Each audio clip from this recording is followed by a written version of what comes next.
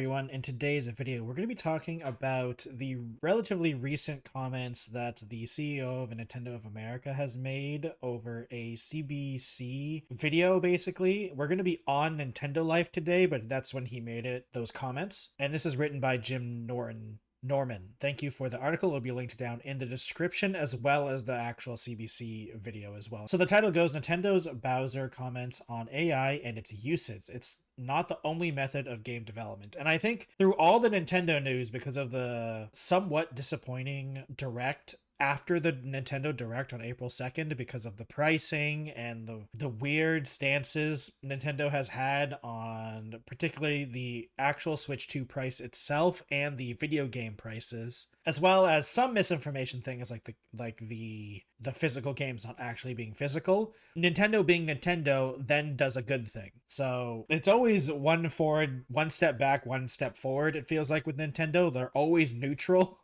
but it's just so weird sometimes. Just before we get into the article, I'd like to remind everyone, please subscribe to the channel. I really appreciate it. Like the video if you like it, dislike it if you dislike it. We're trying to hit 1,000 subscribers, and once we do, I'll be doing a Q&A video, so if you're interested in that, please subscribe to the channel. It's one of the hottest issues in the gaming industry right now, so it's only a matter of time before Nintendo of America President Doug Bowser was asked about the rise of AI in game development in his series of Switch 2 interviews. Fortunately, his response was refreshingly pro-human. And honestly, it doesn't surprise me that Nintendo is the one that is totally okay with being the pro-human side of AI, because Nintendo has always praised their developers, and they've always, they don't lay off people as nearly as often, and they're pretty tight when it comes to their keeping of their devs. They're also always talking about developing talent and giving people opportunities and stuff like that.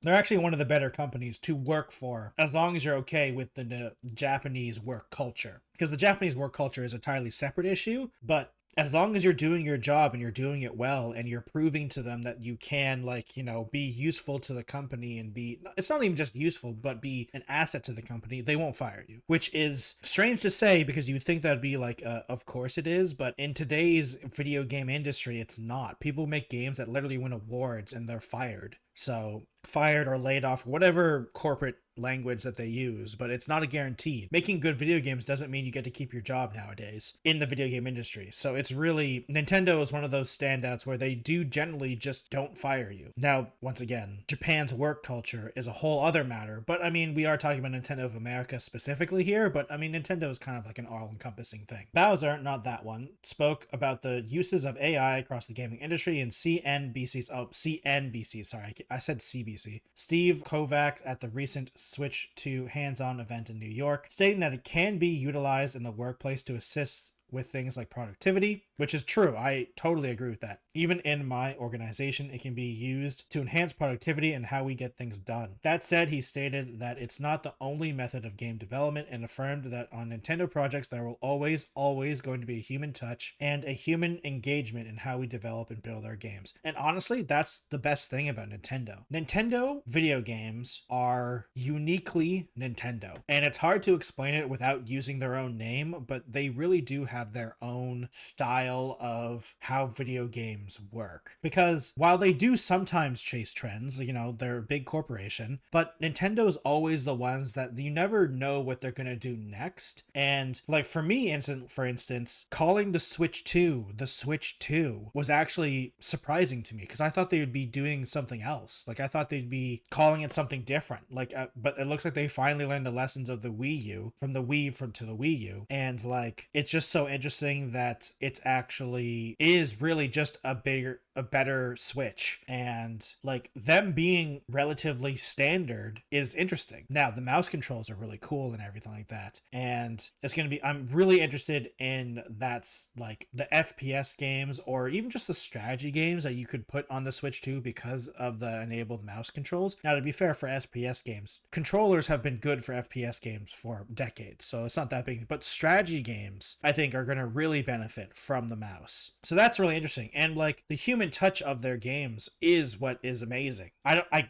seriously do not believe that AI could ever have made Super Mario Odyssey or Breath of the Wild or Tears of the Kingdom. So it's, and those are like their, and not to say they're standard, but like as Nintendo goes, like those aren't even their crazier games. Like there's a crazy amount of scope in those games, but the ideas are relatively simple, but it's just the scope that they pushed it. And I feel like the Nintendo devs are the only devs that are like really doing that still because they aren't scared of losing their job. And I think that's the biggest thing, honestly, is that the Nintendo devs aren't necessarily inherently scared of losing their job. Of course, I'm not saying like it's 100%. I'm not saying Nintendo is like the bastion of hope or something like that. I'm sure Nintendo fires people or lets people go or whatever word you want to use, but like it's not an inherent problem. We make our games special is our developers. Their artistic capabilities and their insight is how people play, Bowser told the American news outlet. So don't expect to see any Nintendo-backed bots having a crack at Mario anytime soon. Yeah, I doubt it. CNBC published the full interview as a video online. Yep, yeah, so this is the full thing, and we'll read it out here. I'm always a little careful not to speak on behalf of the developers because I want them to talk about their art and what we do. That's true. He was also very respectful. Even though Doug Bowser, I'm sorry to say, you're not Reggie. He's not Reggie, but it seems like he's still for his developers. He's still doing stuff for the benefit of his employees. Now, of course, there's the pricing and all that stuff, but that isn't inherently his decision. But you know, he's at least not like the CEOs of like other companies, like an EA or a Sony before the other guy was replaced. But if you think about just technology in general to start with, as we look at technology, we always want to make sure that the technology we may be leveraging, whether it's the development of our games or if it's in our devices, is going to create a better gameplay experience. It starts there and goes back to those smiles I was talking about generating. Yeah, he was talking about how Nintendo wants to be the company that generates smiles. It kind of sounds like Disney almost. So that's a very important part of our decision-making process and how to use AI. Obviously, AI is very popular right now. It's being used broadly in a number of different ways. It can be used to enhance productivity, even in my organization. It can be used to enhance productivity and how we get things done. And honestly, I agree with him. I think enhancing productivity is probably one of the better ways to use AI, especially right now, with the tools being so early on. But there always still needs to be a human aspect to it, especially when it comes to art in any form. But what I would say is if developers choose to use AI, and this is discussion right now at Nintendo, it's not the only method of developing games. We still believe that what makes our games special is our developers, and I agree with them. Their artistic capabilities and their insight is how people play. So they're always going to be a human touch and human engagement in how we develop and build our games. Yeah, I mean,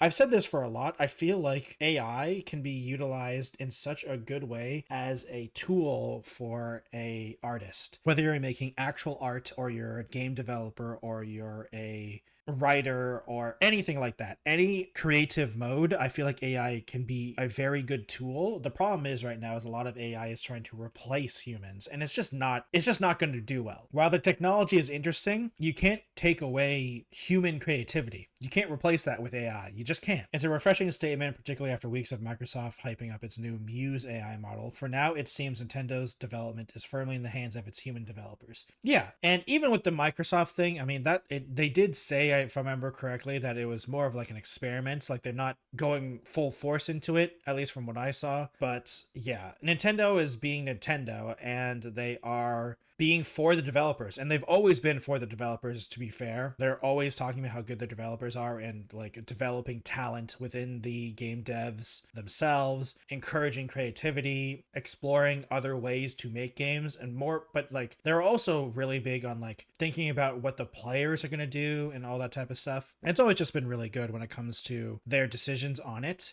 And it is refreshing to see a big AAA company being not as gung-ho full force into AI. Now, obviously, Nintendo is still going to be utilizing AI, but I truly do believe that they're going to be using it as a productivity tool and a way to make things faster, but not replacing people. And I think that's the proper way to do it, especially right now. It's going to be interesting to see like if it ever changes, but I feel like with the current Nintendo leadership and of the Japanese and the American companies, I just don't see it realistically their position changing it unless there's some major breakthroughs where like something happens. But then again, I just don't see a Japanese company being okay with that because their culture is very different and they really do care about the human creativity and they're very big against technology change. It takes a long time for Japan to adapt technology into anything. So it wouldn't surprise me if it takes a long time for AI to do anything, be integrated in Nintendo, because it takes a long time for something like that to happen, especially in Japan. It's not like a lot of Western companies where they're totally okay with just like changing everything. We'll be going into that video itself because Doug